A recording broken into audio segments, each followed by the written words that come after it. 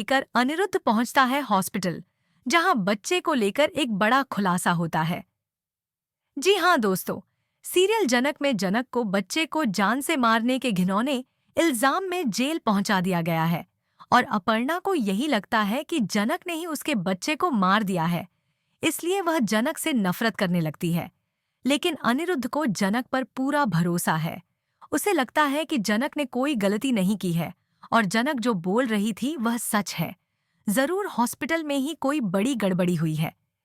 इसी शक के चलते अनिरुद्ध इंस्पेक्टर काका की मदद से अस्पताल पहुंच जाता है और जब दोनों नर्सें अनिरुद्ध को पुलिस के साथ देखती हैं तो बहुत घबरा जाती हैं और वहां से छुपकर निकलने की कोशिश करती है।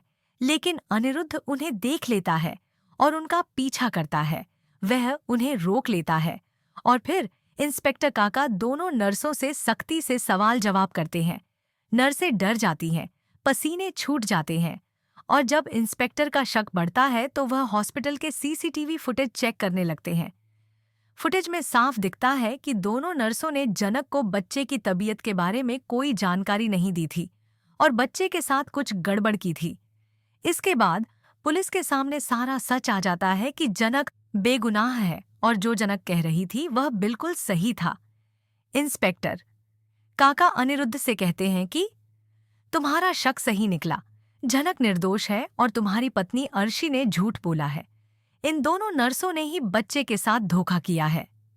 फिर इंस्पेक्टर नर्सों को धमकी देते हैं और डर के मारे दोनों नर्सें सब सच उगल देती हैं कि उन्होंने पैसों के लालच में बच्चे की अदला बदली की थी।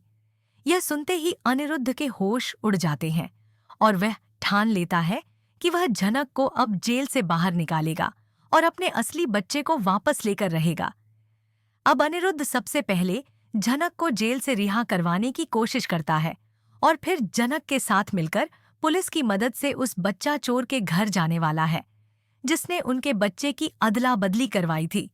लेकिन उधर बच्चा चोर को इस बात की भनक लग जाती है और वह अपनी पत्नी के साथ घर छोड़कर भागने की तैयारी में लग जाता है। अब देखना होगा क्या अनिरुद्ध और जनक सही समय पर पहुंचकर बच्चा चोर को पकड़ पाएंगे या नहीं। यह जानने के लिए जुड़े रहिए हमारे साथ।